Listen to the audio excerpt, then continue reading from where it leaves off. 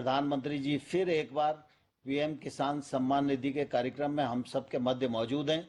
मैं करोड़ों करोड़ किसानों की ओर से माननीय प्रधानमंत्री जी का हृदय से बहुत बहुत स्वागत करता हूं, बहुत बहुत अभिनंदन करता हूं। बहुत बहुत धन्यवाद। जय हिंद।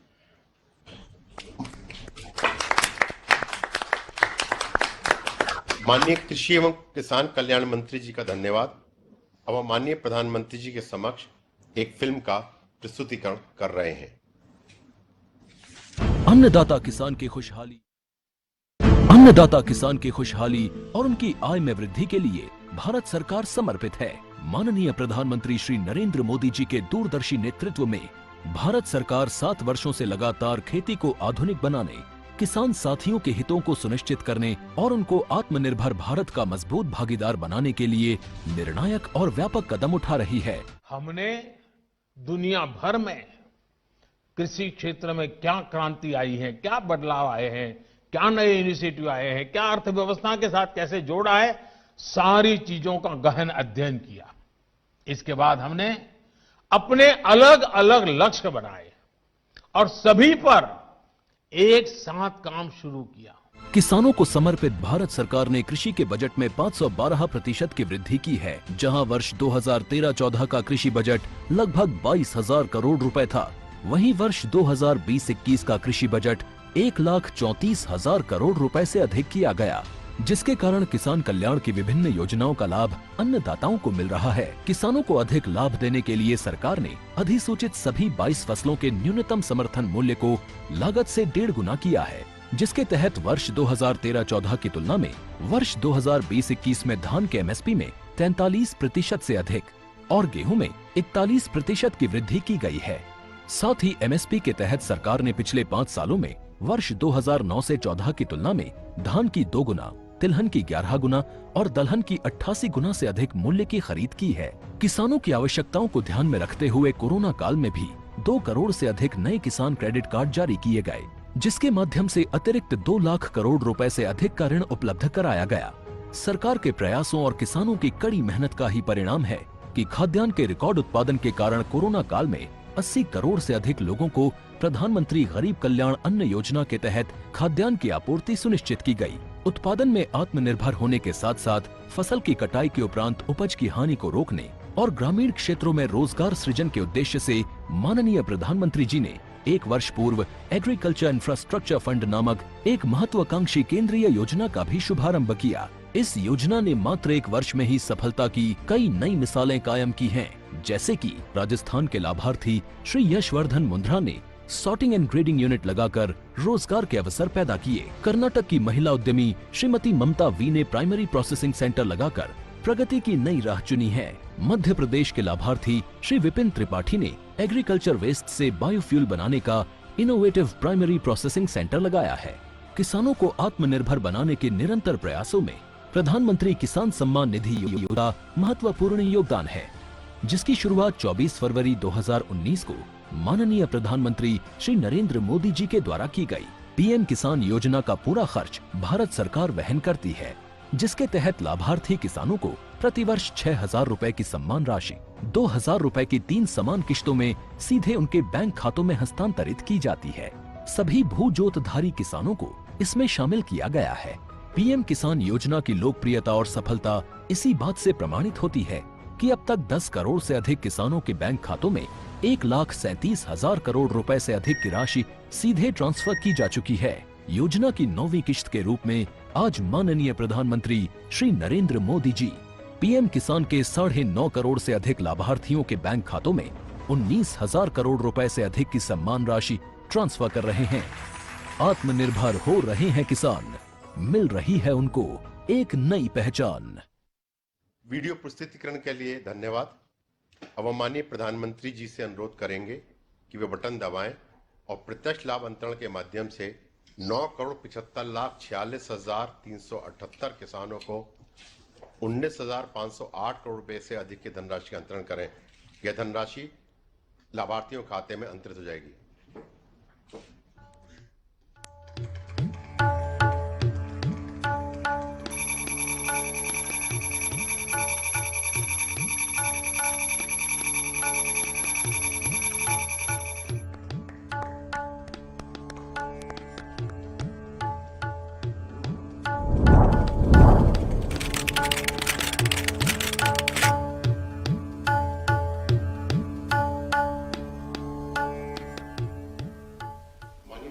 प्रधानमंत्री जी का बहुत बहुत धन्यवाद। अब माननीय प्रधानमंत्री जी को पीएम किसान योजना के लाभार्थी गोवा से श्रीमती प्रतिभा वेलिप जी से संवाद हेतु आमंत्रित करेंगे, जो धान खेती की करती हैं, काजू, नारियल, सुपारी मिश्रित खेती करती हैं। श्रीमती प्रतिभा वेलिप जी। प्रतिभा जी नमस्ते। माननीय प्रधानमंत्री जी नमस्कार। तुम्हें मराठी बोलता है या कोंकणी बोलता है? हिंदी आती है हाँ। थोड़ी थोड़ी आती। अच्छा प्रतिभा जी बताइए कि आप कितनी फसलों की खेती करती हैं? मुझे बताया 5 गया एकड़। कि आप किसी खास पद्धति का इस्तेमाल करती हैं। जरा मुझे भी उत्सुकता हो गई, जरा समझो आप क्या करती हैं।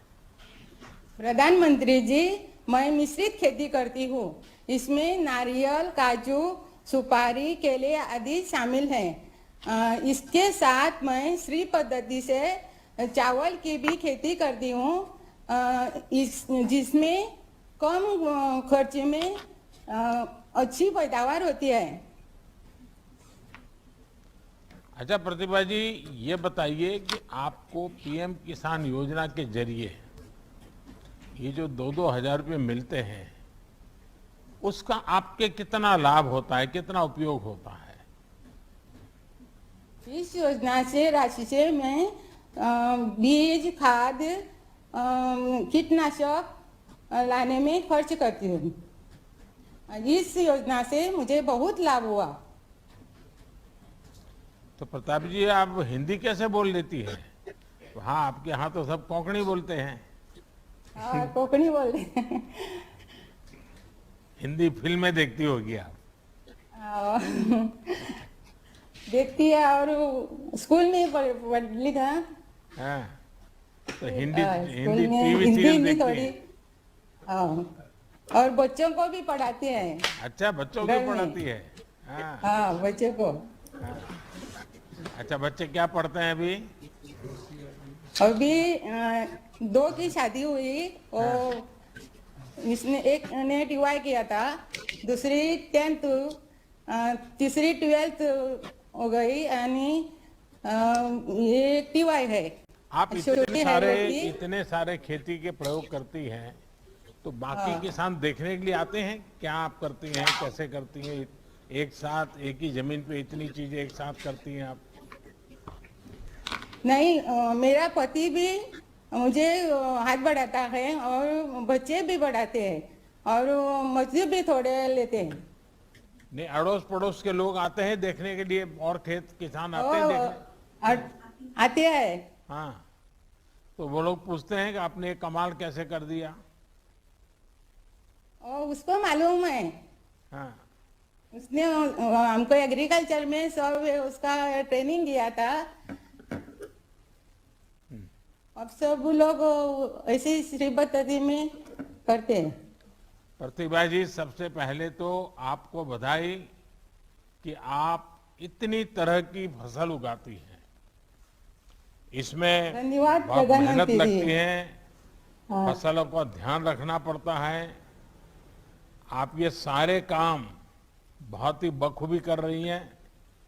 प्रतिभा जी, जब हमने पीएम किसान योजना शुरू की तो कहा जाता था कि इस रकम में किसान का क्या भला होगा। आज आपने बता दिया कि हमारे किसान इन रकम का कितना अच्छी तरह से इस्तेमाल कर रहे हैं। मेरी हाँ जी, आपको प्रधानमंत्री। बहुत शुभकामनाएं, और आपके बच्चे पढ़ लिख करके बहुत आगे जाएं, ये मेरे उनको आशीर्वाद हैं। आपको मेरे हृदय से प्रणाम। धन्यवाद। धन्यवाद श्रीमती प्रतिभा धन्यवाद। जी।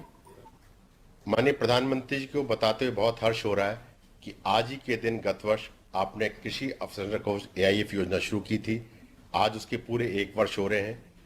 अब मैं महाराष्ट्र के श्री देवेंद्र दानेश्वर दपेतकर को आमंत्रित करूंगा, जो कृषि अवसंरचना कोष के लाभार्थी हैं। इस योजना के तहत श्री देवेंद्र जी द्वारा महाराष्ट्र में आम और केला पकाने का कक्ष स्थापित किया है। श्री देवेंद्र जी। देवेंद्र जी नमस्कार। नमस्कार। बताइए क्या करते हैं आप? बेसिकली मैं एक फार्मर हूँ, मैंगो प्रोड्यूसर हूँ। मैं आम प्रोड्यूस करता हूँ और आम अभी ये प्रोजेक्ट की वजह से मैं आम पहले 14-15 दिन लगते थे, अभी ये प्रोजेक्ट की वजह से मैं 4-5 दिन में आम पका लेता हूँ। यानी ऑर्गेनिक वे है कि वो कार्बाइड का उपयोग करते हैं? नहीं, पूरी तरह से ऑर्गेनिक है, साइंटिफिकली प्रूवन है और कोई हानिकारक नहीं शरीर के लिए। आपकी पढ़ाई क्या हुई Devendra ji? Diploma in civil engineering. अच्छा, फिर आप खेती में लग गए? हाँ, पिताजी पहले से ही खेती करते थे, उसके बाद मैं और मेरा भाई और पूरी फैमिली लगती है फार्मिंग में, सब मैंगो और कैशू। आप फसल पकाने का काम करते हैं तो फसल कभी कभी खराब भी हो जाती होगी, फल को पकाते हैं आप तो? हाँ, होती थी, पहले होती थी। जो हम पकाते थे तो उस टाइम थोड़ा सा यानी 20-30% खराब होने का चांसेस था, लेकिन अभी ये राइपनिंग चेम्बर्स की वजह से क्या हुआ, उसमें 28 to 30 डिग्री का टेम्परेचर मेंटेन रहता है, तो उसमें स्पॉन्जी टिश्यू का जो इश्यू रहता है एक्सेसिव टेम्परेचर की वजह से वो बिल्कुल चला गया। 28 to 30 डिग्री मेंटेन होता है और उसमें स्पॉन्जी टिश्यू निकल गया है सब। तो आपके किसानों को मालूम है कि अब लोग ये कार्बाइड के द्वारा पकाए हुए फल खाना पसंद नहीं करते हैं, ऑर्गेनिक वे में पके हुए फल खाना पसंद करते हैं, और इसलिए उनको पैसे ज्यादा मिलते हैं क्या किसानों को? हाँ बिल्कुल, अभी समझो हमने खुद का अभी प्रोडक्ट बना दिया। अभी मैंने क्या किया है, मार्केट बना दिया है। मेरा जो ब्रांड है उसका नाम लग दिया श्री विश्वेश्वर मैंगोज, और उसके ऊपर मैं लिख सकता हूँ कि साइंटिफिकली प्रूवन ऑर्गेनिक राइपन, ऐसे लिख सकता हूँ। और जो क्या है अभी जो इसमें राइपनिंग चेम्बर में पकाते हैं वो आम एकदम गुड क्वालिटी का निकलता है, तो उसमें जो विष जो होता है कार्बाइड की वजह से वो होता नहीं है, और यानी पूरा हानिकारक नहीं है, एकदम सेफ है। देवेंद्र जी, ये बताइए कि आपके मन में ये विचार कैसे आया कि आप ये फल पकाने का प्रोजेक्ट शुरू करें? सर, ये एक प्रॉब्लम आया था। अभी देखो कोविड का पीरियड आ गया, कोविड की वजह से मंडियां बंद रही, तो अभी करने का क्या? तो एग्रीकल्चर डिपार्टमेंट ने रत्नागिरी में से बहुत अच्छा काम किया। उन लोगों ने हम फार्मर लोगों का जो फोन नंबर्स वगैरह है वो डिस्ट्रीब्यूट किया हाउसिंग सोसाइटी में, तो उसकी वजह से हाउसिंग सोसाइटी की उधर से हमको फोन आना शुरू हो गए कि हमको आम चाहिए करके, लेकिन उनको आम पका के चाहिए था। तो हमको उस वक्त मेरे पास राइपनिंग चेम्बर नहीं था, तो मैं दूसरी जगह जाता था पकाने के लिए, अपने अलग लगा लेता था आड़ी, तो उसमें 10-15 दिन लगते थे, तो मेरे को टाइम कंज्यूमिंग लग रहा था। तो सोचा चलो अपना राइपनिंग चेम्बर हो सके, तो मैं खुद बैंक ऑफ इंडिया मारुति मंदिर को मिला। उन लोगों बोला कि मेरे को अभी ऐसा ऐसा करने का है राइपनिंग चेम्बर, तो बोले कि एग्रीकल्चर इंफ्रास्ट्रक्चर करके एक स्कीम है, उसमें आप ये कर सकते हैं प्रोजेक्ट। तो मैं प्रोजेक्ट कर सका और मेरे को फायदा भी हो गया उससे। अच्छा, आपने कितना लोन लिया था? आपको ये लोन मिलने में कोई दिक्कत तो नहीं आई? किसी ने कोई नहीं। बीच में बिचौलिया कटमनी मार तो नहीं गया ना? नहीं, बिल्कुल नहीं। 16 लाख का टोटल लोन था और मैं कोई प्रॉब्लम भी आई नहीं। जैसे मैं बैंक में गया तो बैंक ने मेरे को खूब अच्छी तरह से कोऑपरेट किया। उन्होंने 2 हफ्ते में मेरा लोन सैंक्शन कर दिया और पोर्टल पे भी उन्होंने भर दिया सब। देवेंद्र जी, आप इंजीनियर हो गए और खेती में वापस आ गए, तो माताजी पिताजी को थोड़ा नाराजगी तो हुआ होगा शुरू में? पिताजी तो मेरे नहीं है, लेकिन माताजी मेरे को पहले से बोलती है खेती करो। तो वो भी उसकी माँ की भी मेरी बैकग्राउंड है, वो खेती की है, तो उन्होंने पहले से प्रमोट किया।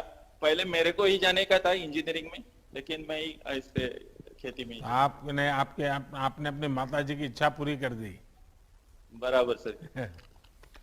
देवेंद्र जी, देखिए, ये आप एक उदाहरण है कि जब एक किसान खुद ही उद्यमी बनता है और जब पढ़ा लिखा नौजवान खेती में आता है तो कितना बड़ा बदलाव आ सकता है। आज आप अपने प्रोजेक्ट के जरिए ना सिर्फ अपने परिवार का बल्कि अपने साथी किसानों का भी एक प्रकार से भला भी कर रहे हैं और उनके अंदर कुछ करने की भावना भी जगा रहे हैं।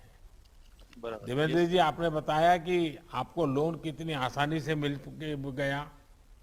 आज से 6-7 पहले तो गरीब किसानों को लोन मिलने में कितनी दिक्कत आती थी, वो सब जानते हैं। हमारी कोशिश है कि हमारे किसानों को पैसों की, संसाधनों की किसी तरह की कमी ना हो। हम इसी प्रयास में लगे हैं।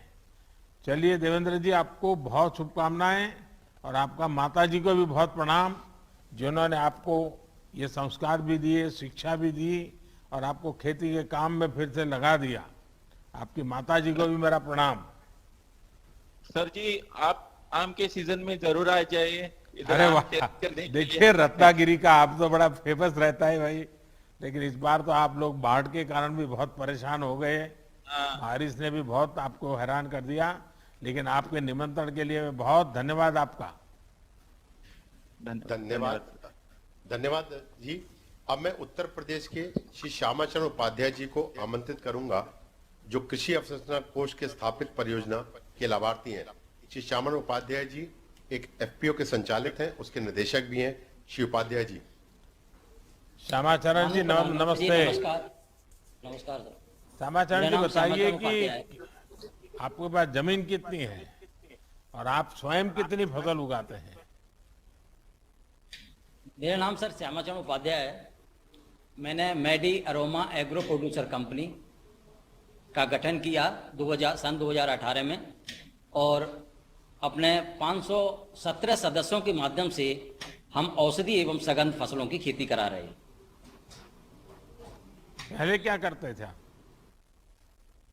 पहले सर मैंने वनस्पत विज्ञान से स्नातक किया था और बीएड की डिग्री प्राप्त की थी। हमारे पिताजी फार्मर थे। उसके बाद मैं एक इंश्योरेंस कंपनी में एग्जीक्यूटिव ऑफिसर के पद पर था।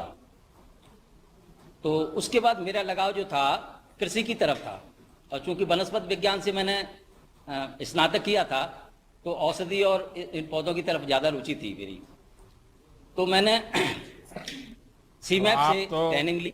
आप तो सरकार को भी जानते हैं, आप सब्जेक्ट को भी जानते हैं और पूरी तरह आपने तो जीवन इसमें खपाया है। तो मुझे तो पक्का विश्वास है कि आपको सरकार की किस योजना का लाभ लेना चाहिए, कैसे लाभ लेना चाहिए, इसका पूरा पक्का ज्ञान होगा आपको। तो हाँ सर, तो अभी जो है एग्रीकल्चर इंफ्रास्ट्रक्चर फंड से हमारे जनपद में शिवांचल आइस एंड चिलिंग प्लांट लगा हुआ है। तो हम अपनी औषधि फसलें हैं, फल हैं, सब्जियां हैं, तो इनको उसमें रखते हैं। जब मूल्य कम होता है, लेकिन जैसे ही मूल्य बढ़ता है तो वहां से निकाल कर हम मार्केट में बेचते हैं। तो इससे हमारे सदस्यों को, फार्मर सदस्यों को काफी लाभ हो जाता है और उसकी गुणवत्ता भी बनी रहती है। अच्छा उपाध्याय जी, ये बताइए कि पहले जब आप अकेले बाजार में फसल बेचते थे और अब आप एक एफपीओ बनाकर फसल बेचते हैं, तो आपको तो फर्क समझ आता होगा, लेकिन जो किसान आपके साथ जुड़े हैं वो क्या फर्क महसूस करते हैं? जी सर, हमारे जो सदस्य फार्मर हैं उनके लगभग 280 एकड़ भूमि है, 200 हेक्टेयर भूमि है। तो हमारा उद्देश्य ये है कि जो हमारे सदस्य किसान हैं वो परंपरागत खेती के साथ साथ नवीन फसलें करें, उनकी वैल्यू एडिशन करें और मार्केट में अच्छा मूल्य प्राप्त करें। और इनकम अच्छी होती है पहले की तुलना में? हाँ जी सर। कितना फर्क आया होगा? अब कितना फर्क आया होगा? पहले मानो 100 रुपया मिलता था तो अभी कितना मिलता होगा? जी सर, पहले मानो अगर 100 रुपया मिलता था तो आज 100 के बदले में कितना मिलता होगा? पहले से सर काफी अच्छा हो रहा है इस समय, क्योंकि एक तो ये एग्रीकल्चर इंफ्रास्ट्रक्चर फंड से ये जो हमारा चिलिंग प्लांट बना है, इससे भी हमको काफी इनकम में वृद्धि हुई है। क्योंकि हमको मूल्य में, जैसे हमारा मूल्य बढ़ता है तो हम इससे निकालकर मार्केट में बेच देते हैं, तो इससे काफी हमको राहत मिली है। उपाध्याय जी, मुझे बताया गया कि आप लोग भी अपने जिले में बने आइस एंड चिलिंग प्लांट का इस्तेमाल करते हैं। ये जो सुविधा मिली है, इसके कारण भी आपकी फसलों को काफी फायदा होता होगा। सर, इससे ये है कि जब फसल तैयार होती है तो उस समय जो मूल्य अगर होता है, कम होता है, तो हम उसका उपयोग इस योजना के तहत तो उसमें रख देते हैं, और जैसे ही मूल्य बढ़ता है, हम देखते हैं मार्केट में मूल्य अच्छा है तो हम इसको निकालकर मार्केट में बेच देते हैं। तो इससे हमें काफी लाभ है। पहले हमको तुरंत बेचना पड़ता था। देखिए श्यामा जी, आपने खुद बताया कि जब हमारे किसान एक एफपीओ बनाकर उपज बेचते हैं तो उनके जीवन में कितना बड़ा फर्क पड़ता है। इसी तरह जिले में एक आइस एंड चिलिंग प्लांट बनने में भी कितना बदलाव आया है। पिछले 6-7 साल में हमारी सरकार किसानों की आय दोगुनी करने के लिए ऐसे ही इकोसिस्टम बनाने का प्रयास कर रही है। जैसे आप सब ने कासगंज में इसको बनाया भी है और उसका उपयोग भी कर रहे हैं। कोल्ड स्टोरेज देने के लिए आपको बहुत बहुत बधाई। हमारे जिला में ये योजना हमको मिली है, आपको बहुत बहुत बधाई। बहुत चलिए, मेरी भी आप सबको बहुत शुभकामनाएं हैं और आप सब किसान बहुत प्रगति करें। धन्यवाद। अब हम माननीय प्रधानमंत्री जी से नेशनल सैफरन मिशन के तहत जम्मू और कश्मीर स्थित केसर पार्क के एक लाभार्थी से सीधा संवाद स्थापित करने के लिए अनुरोध करेंगे। मैं जम्मू कश्मीर के पंपोर जिले के श्री अब्दुल मजीद वानी को आमंत्रित करूंगा, जो सैफरन पार्क की योजना के लाभार्थी हैं। श्री अब्दुल जी।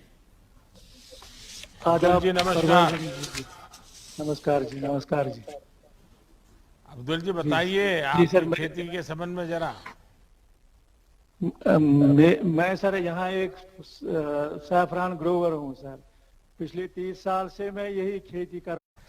अच्छा अब्दुल जी, आपको किस योजना का लाभ मिला और इसके आपके जीवन में कितना फायदा पहुंचा? मिशन के तहत साहब। दूसरा तो ये जो जीआई टैग हमें मिल गया, यहाँ एक पहचान मिल गई कश्मीरी सैफरान की। ये तो हमारे लिए बहुत एक बड़ी बात है। हमें कुछ नहीं आता था मार्केट से, लेकिन जब से ये स्पाइस पार्क वजूद में आ गई सर, उससे हमें डबल फायदा आ गया सर। चलिए अब्दुल जी, आपने तो मुझे बताया कि आपकी उपज में भी बहुत फर्क आया है और 2022 में जो इनकम डबल होनी थी वो 21 में ही हो गई। मजीद जी, आपने बताया कि आपकी उपज में करीब करीब 2 गुनी वृद्धि हो गई है और आप 1 हेक्टेयर में ज्यादा और अच्छी गुणवत्ता वाली फसल उगा पा रहे हैं। हमारा भी यही प्रयास है कि कश्मीर से कन्याकुमारी तक और कच्छ से लेकर के कामाख्या तक देश के किसानों की आय बढ़े। कश्मीर में केसर पार्क खोलने के पीछे भी यही भावना थी कि किसानों को तकनीक का फायदा मिल सके, जिससे हमारे कश्मीर के केसर की महक पूरी दुनिया में फैले। और आप लोग जो मेहनत कर रहे हैं उसका रंग लगा अब बराबर आ रहा है। मेरी आप सब केसर के किसानों को मेहनत की सर। गवर्नमेंट ने भी किया था, डिपार्टमेंट ने भी मेहनत की, तभी हम कामयाब हो गए इस बार। चलिए, मैं आपका बहुत आभारी हूँ। हम सब मिलकर के करेंगे और फिर से एक बार दुनिया में भारत के केसर का रंग और सुगंध दोनों पहुंचाएंगे। बहुत बहुत धन्यवाद। मुबारक जनाब, मुबारक मुबारक मुबारक साहब। अब माननीय प्रधानमंत्री जी बागवानी योजना के तहत उत्तराखंड स्थित एक लाभार्थी किसान से सीधा संवाद स्थापित करेंगे। अब मैं उत्तराखंड के टिहरी गढ़वाल जिले के श्री सुशांत उनियाल जी को आमंत्रित करूंगा, जो ढींगरी मशरूम उगाते हैं। श्री सुशांत जी। सुशांत जी नमस्ते। सर नमस्कार।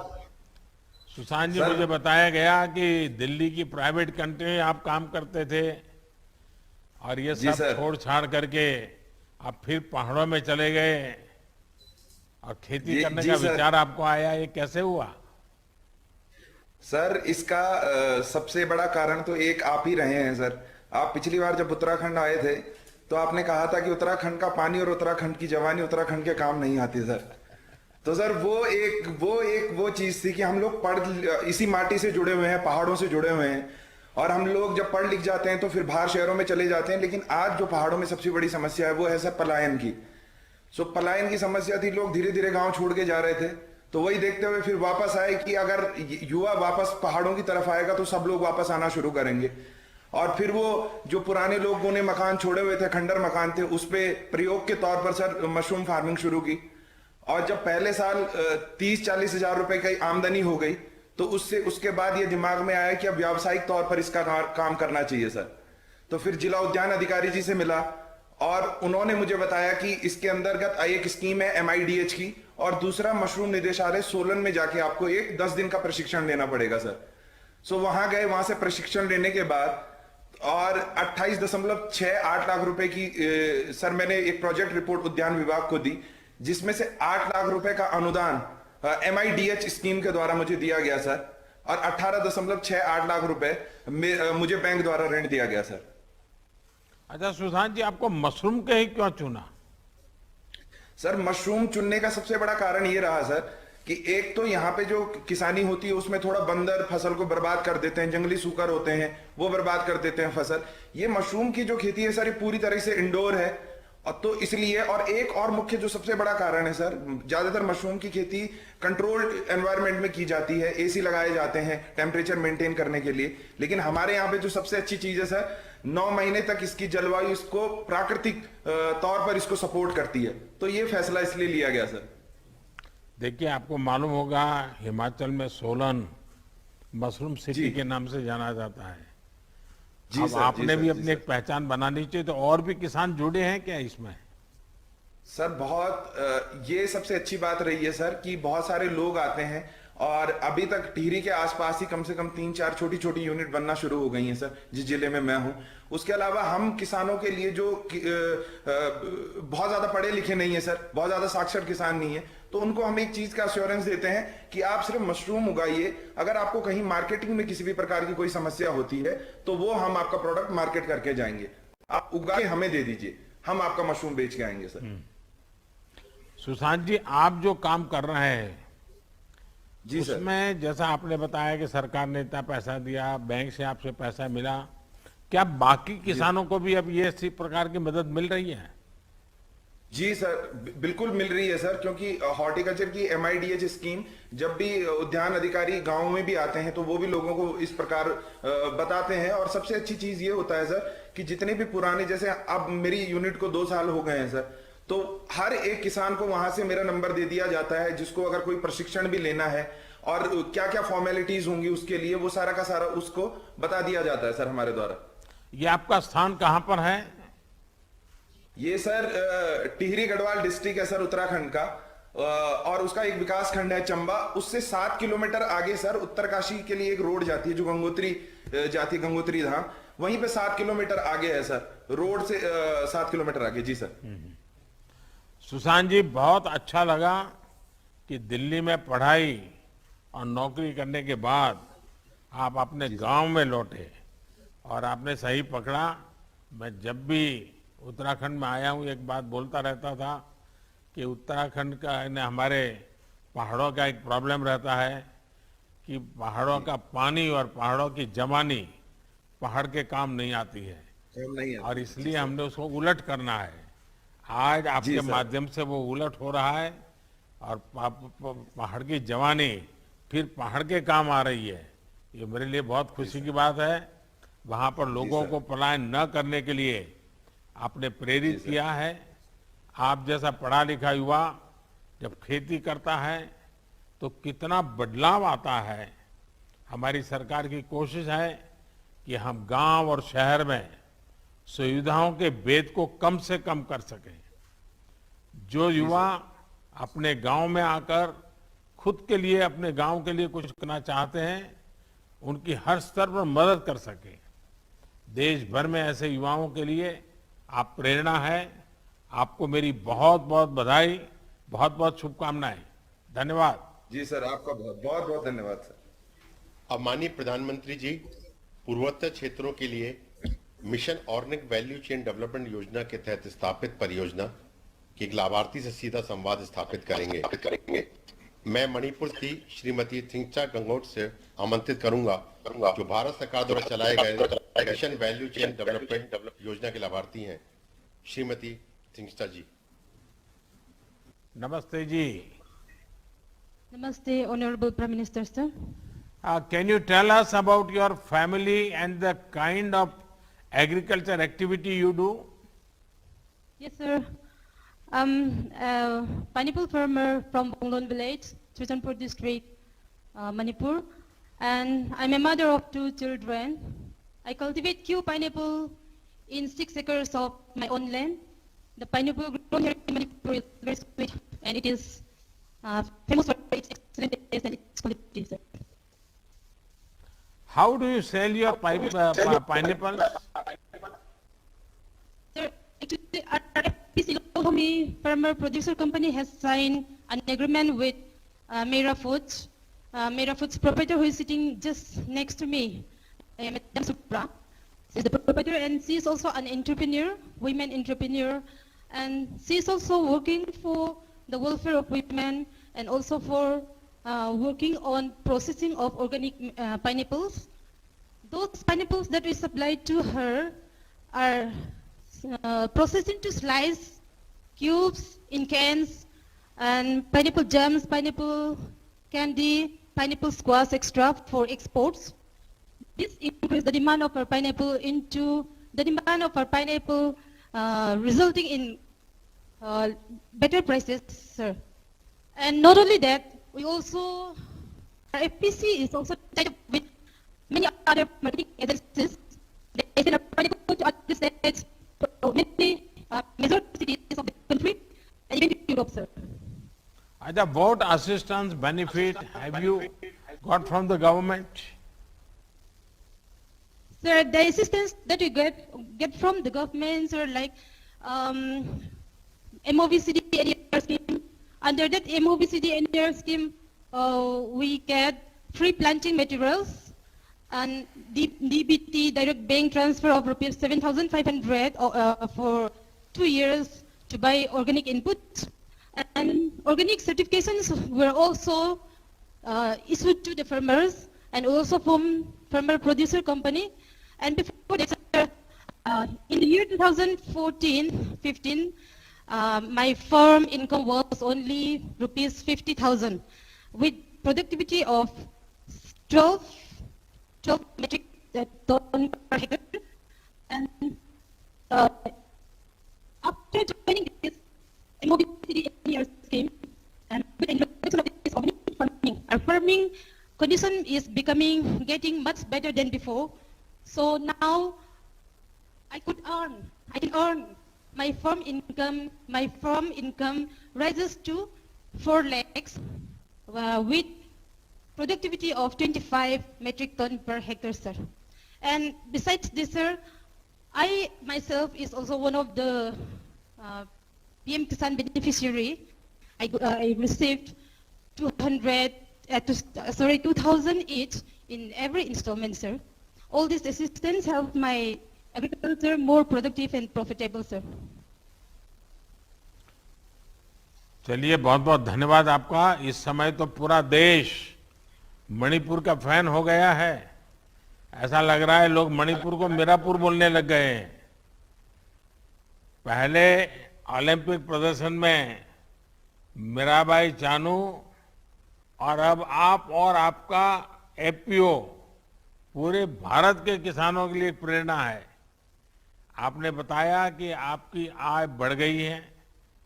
मेरा यही मानना है कि अगर किसान उपज में वैल्यू एडिशन करता है, सप्लाई चेन का हिस्सा बनता है, तो उसकी आय काफी बढ़ जाती है। आप इसका बहुत बड़ा उदाहरण है। आप ऐसे ही अच्छा काम करते रहिए। सरकार की तरफ से आपको पूरा सहयोग मिलेगा। मणिपुर सरकार भी काफी कर रही है, भारत सरकार भी कर रही है, और ये डबल इंजन की सरकार आपके विकास और किसानों की भलाई के लिए काम कर रही है। बहुत बहुत धन्यवाद, बहुत बहुत शुभकामनाएं। Thank you, sir, for the introduction, sir. Before we wind up, I would like to take the honor of inviting you to come to visit our Manipur and visit our farm, Manipur farm, so that you can use the taste, the benefits of Manipur. Thank you. Thank you for the introduction, sir. धन्यवाद। Thank you. धन्यवाद। माननीय प्रधानमंत्री जी का किसानों से संवाद हेतु बहुत बहुत धन्यवाद। अब हम माननीय प्रधानमंत्री जी से देश को संबोधित करने का अनुरोध करेंगे। माननीय प्रधानमंत्री।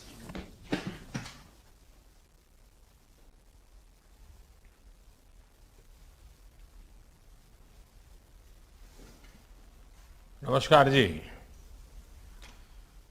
पिछले कई दिनों से मैं सरकार की अलग अलग योजनाओं के लाभार्थियों से चर्चा कर रहा हूं। सरकार ने जो योजनाएं बनाई हैं उनका लाभ लोगों तक कैसे पहुंच रहा है, ये और बेहतर तरीके से हमें पता चलता है। जनता जनार्दन से डायरेक्ट कनेक्शन का यही लाभ होता है। इस कार्यक्रम में उपस्थित केंद्रीय मंत्रिमंडल के मेरे सभी सहयोगीगण, देश भर के अनेक राज्यों से उपस्थित आदरणीय मुख्यमंत्रीगण, लेफ्टिनेंट गवर्नर और उप मुख्यमंत्रीगण, राज्य सरकारों के मंत्री, अन्य महानुभाव, देश भर से जुड़े किसान और भाइयों बहनों, आज देश के लगभग 10 करोड़ किसानों के बैंक खाते में 19,500 करोड़ रुपए के से भी अधिक ये रकम सीधी उनके खाते में ट्रांसफर हो गई है। और मैं देख रहा हूं कई अपने मोबाइल में चेक कर रहे हैं आया है क्या, और फिर एक दूसरे को ताली दे रहे हैं। आज जब बारिश का मौसम है और बुआई भी जोरों पर है, तो ये राशि छोटे किसानों के बहुत काम आएगी। आज 1 लाख करोड़ रुपए के कृषि ट्रांसफर इंफ्रास्ट्रक्चर फंड को भी 1 साल पूरा हो गया है।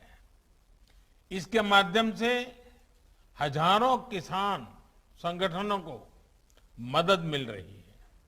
भाई और बहनों, सरकार किसानों को अतिरिक्त आय के साधन देने के लिए, नई नई फसलों को प्रोत्साहित करने के लिए पूरी तरह प्रतिबद्ध है। मिशन हनी बी ऐसा ही एक अभियान है। मिशन हनी बी के चलते बीते साल हमने लगभग 700 करोड़ रुपए के शहद का एक्सपोर्ट किया है, जिससे किसानों को अतिरिक्त आय हुई है। जम्मू कश्मीर का केसर तो वैसे भी विश्व प्रसिद्ध है। अब सरकार ने ये फैसला लिया है कि जम्मू कश्मीर का केसर देश भर में नाफेड की दुकानों पर उपलब्ध होगा। इससे जम्मू कश्मीर में केसर की खेती को बहुत प्रोत्साहन मिलने वाला है। भाई और बहनों, आप सभी से ये संवाद ऐसे समय में हो रहा है जब हम आजादी का अमृत महोत्सव मना रहे हैं। अब से कुछ दिन बाद ही 15 अगस्त आने वाला है। इस बार देश अपना 75वां स्वतंत्रता दिवस मनाने जा रहा है। ये महत्वपूर्ण पड़ाव हमारे लिए गौरव का तो है ही, ये नए संकल्पों, नए लक्ष्यों का भी एक बहुत बड़ा अवसर है। इस अवसर पर हमें ये तय करना है कि आने वाले 25 वर्षों में हम भारत को कहां देखना चाहते हैं। देश जब आजादी के 100 वर्ष पूरा करेगा 2047 में, 2047 में, तब भारत की स्थिति क्या होगी, ये तय करने में हमारी खेती, हमारे गांव, हमारे किसानों की बहुत बड़ी भूमिका है। ये समय भारत की कृषि को एक ऐसी दिशा देने का है जो नई चुनौतियों का सामना कर सके और नए अवसरों का भरपूर लाभ उठा सके। भाई और बहनों, इस दौर में बहुत तेजी से हो रहे बदलावों को हम सभी साक्षी हैं। चाहे मौसम और प्रकृति से जुड़े बदलाव हो, खान पान से जुड़े बदलाव हो, या फिर महामारी के कारण पूरी दुनिया में हो रहे बदलाव हो। हमने बीते 1.5 वर्ष में कोरोना महामारी के दौरान इसको अनुभव भी किया है। इस कालखंड में देश में ही खान पान की आदतों को लेकर बहुत जागरूकता आई है। मोटे अनाज की, सब्जियों और फलों की, मसालों की, ऑर्गेनिक उत्पादों की डिमांड अब तेजी से बढ़ रही है। इसलिए भारतीय कृषि, उसको भी अब इसी बदलती आवश्यकताओं और बदलती मांग के हिसाब से बदलना ही है।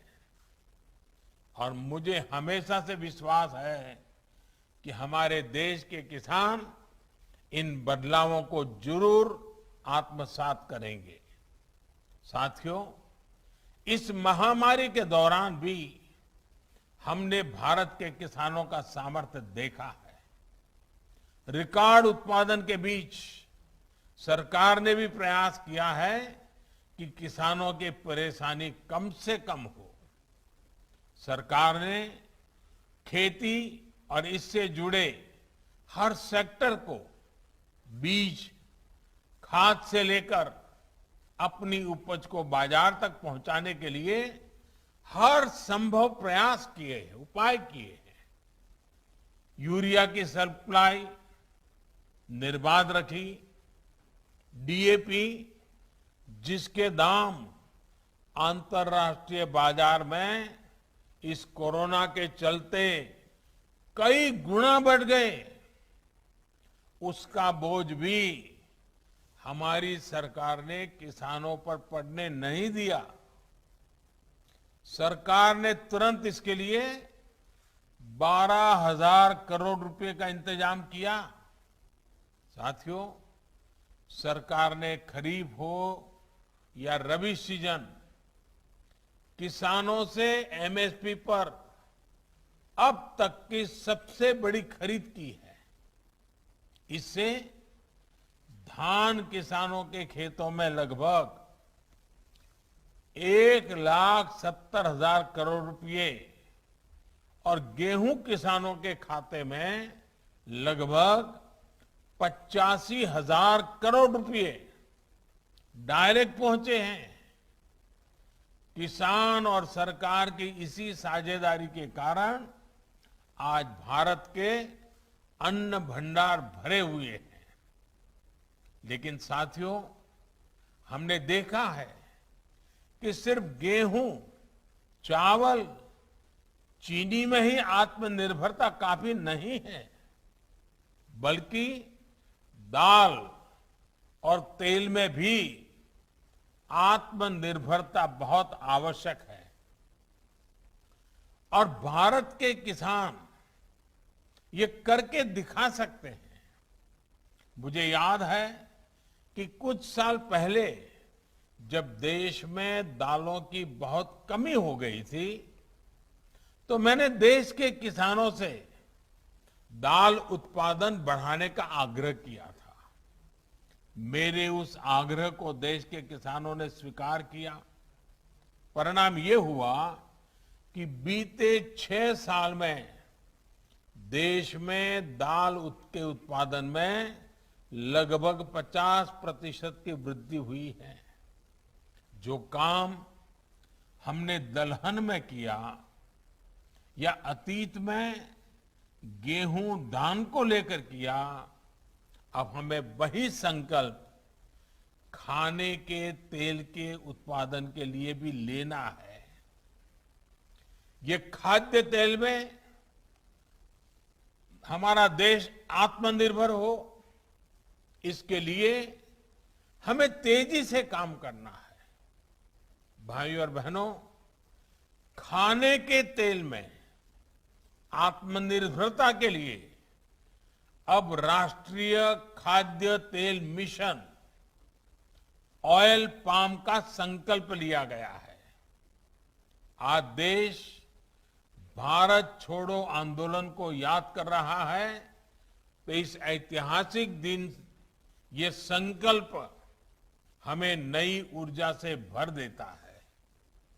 इस मिशन के माध्यम से खाने के तेल से जुड़े इकोसिस्टम पर 11,000 करोड़ रुपए से अधिक का निवेश किया जाएगा।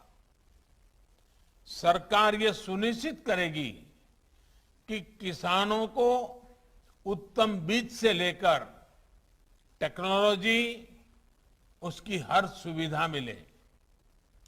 इस मिशन के तहत ऑयल पाम की खेती को प्रोत्साहन देने के साथ ही हमारी जो अन्य पारंपरिक तिलहन फसलें हैं, उसकी खेती को भी विस्तार दिया जाएगा। साथियों, आज भारत कृषि निर्यात के मामले में पहली बार दुनिया के टॉप 10 देशों में पहुंचा है, पहले 10 देशों में पहुंचा है। कोरोना काल में ही देश ने कृषि निर्यात के नए रिकॉर्ड बनाए हैं। आज जब भारत की पहचान एक बड़े कृषि निर्यातक देश की बन रही है, तब हम खाद्य तेल की अपनी जरूरतों के लिए आयात पर निर्भर रहें, ये बिल्कुल उचित नहीं है। इसमें भी आयातित ऑयल, पाम ऑयल का हिस्सा 55% से अधिक है। इस स्थिति को हमें बदलना है। खाने का तेल खरीदने के लिए हमें जो हजारों करोड़ रुपए विदेश में दूसरों को देना पड़ता है, वो देश के किसानों को ही मिलना चाहिए। भारत में पाम ऑयल खेती के लिए हर जरूरी संभावनाएं हैं। नॉर्थ ईस्ट और अंडमान निकोबार द्वीप समूह में विशेष रूप से इसे बहुत बढ़ाया जा सकता है। ये वो क्षेत्र हैं जहां आसानी से पाम की खेती हो सकती है, पाम ऑयल का उत्पादन हो सकता है।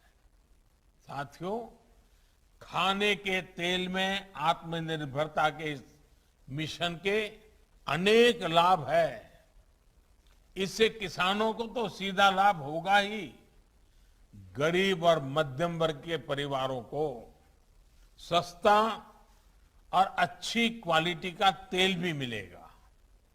यही नहीं, ये मिशन बड़े स्तर पर रोजगार का निर्माण करेगा, फूड प्रोसेसिंग इंडस्ट्री को बल देगा। विशेष रूप से फ्रेश फ्रूट बंच प्रोसेसिंग से जुड़े उद्योगों का विस्तार होगा। जिन राज्यों में पाम ऑयल की खेती होगी, वहां ट्रांसपोर्ट से लेकर फूड प्रोसेसिंग यूनिट्स में युवाओं को अनेक रोजगार मिलेगा। भाइयों और बहनों, ऑयल पाम की खेती का बहुत बड़ा लाभ देश के छोटे किसानों को मिलेगा। ऑयल पाम का प्रति हेक्टेयर उत्पादन बाकी तिलहन फसलों की तुलना में बहुत ज्यादा होता है। यानी ऑयल पाम मिशन से बहुत छोटे से हिस्से में ज्यादा फसल लेकर छोटे किसान बड़ा मुनाफा कमा सकते हैं। साथियों, ये आप भली भांति जानते हैं कि देश के 80% से अधिक किसानों के पास 2 हेक्टेयर तक ही जमीन है।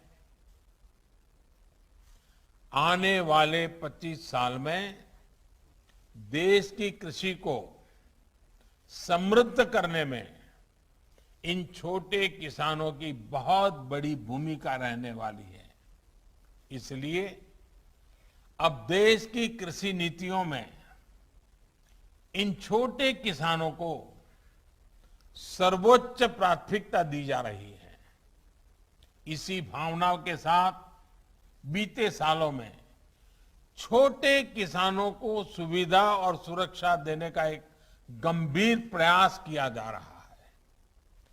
पीएम किसान सम्मान निधि के तहत अब तक 1,60,000 करोड़ रुपए किसानों को दिए गए हैं। इसमें लगभग 1 लाख करोड़ रुपए तो कोरोना के मुश्किल समय में ही छोटे किसानों तक पहुंचे हैं। यही नहीं, कोरोना काल में ही 2 करोड़ से ज्यादा किसान क्रेडिट कार्ड जारी किए गए, जिनमें से अधिकतर छोटे किसान हैं। इनके माध्यम से किसानों ने हजारों करोड़ रुपए का ऋण भी लिया है। कल्पना कीजिए, अगर ये मदद छोटे किसानों को ना मिलती तो 100 वर्ष की इस सबसे बड़ी आपदा में उनकी क्या स्थिति होती। उन्हें छोटी छोटी जरूरतों के लिए कहां कहां नहीं भटकना पड़ता। भाइयों और बहनों, आज जो कृषि इंफ्रास्ट्रक्चर बन रहा है, जो कनेक्टिविटी का इंफ्रास्ट्रक्चर बन रहा है, या फिर जो बड़े बड़े फूड पार्क लग रहे हैं, इनका बहुत बड़ा लाभ छोटे किसानों को ही हो रहा है। आज देश में विशेष किसान रेल चल रही है। इन ट्रेनों से हजारों किसानों ने अपना उत्पाद कम कीमत में, ट्रांसपोर्ट का खर्चा बहुत कम, देश की बड़ी बड़ी मंडियों तक पहुंचाकर अधिक कीमत से माल बेचा है। इसी प्रकार जो विशेष इंफ्रास्ट्रक्चर फंड है, इसके तहत भी छोटे किसानों के लिए आधुनिक भंडारण की सुविधाएं तैयार हो रही है। बीते साल में 6,500 से अधिक प्रोजेक्ट स्वीकृत हो चुके हैं। ये प्रोजेक्ट जिनको मिले हैं, उनमें किसान भी हैं, किसानों की सोसाइटी और किसान उत्पादक संघ भी है, सेल्फ हेल्प ग्रुप भी है और स्टार्टअप्स भी हैं। हाल में एक और बड़ा फैसला लेते हुए सरकार ने तय किया है कि जो राज्यों में हमारी सरकारी मंडियां हैं, उनको भी इस फंड से मदद मिल सके। इस फंड का उपयोग करके हमारी सरकारी मंडियां बेहतर होगी, ज्यादा मजबूत होगी, आधुनिक होगी। भाइयों और बहनों, इंफ्रास्ट्रक्चर फंड हो या फिर 10,000 किसान उत्पादक संघों का निर्माण, कोशिश यही है कि छोटे किसानों की ताकत को बढ़ाया जाए, छोटे किसानों की बाजार तक पहुंच भी अधिक हो और बाजार में मोल भाव करने की उनकी क्षमता भी वृद्धि हो। जब एफपीओस के माध्यम से सहकारी तंत्र से सैकड़ों छोटे किसान एकजुट होंगे तो उनकी ताकत सैकड़ों गुना बढ़ जाएगी। इससे फूड प्रोसेसिंग हो या फिर निर्यात, इसमें किसानों की दूसरों पर निर्भरता कम होगी। वो स्वयं भी सीधे विदेशी बाजार में अपना उत्पाद बेचने के लिए स्वतंत्र होंगे। बंधनों से मुक्त होकर ही देश के किसान और तेजी से आगे बढ़ सकेंगे। इसी भावना के साथ हमें आने वाले 25 साल का एक संकल्प को सिद्ध करना है। तिलहन में आत्मनिर्भरता के मिशन में हमें अभी से जुट जाना है। एक बार फिर पीएम किसान सम्मान निधि के सभी लाभार्थियों को मेरी बहुत बहुत शुभकामनाएं, बहुत बहुत धन्यवाद।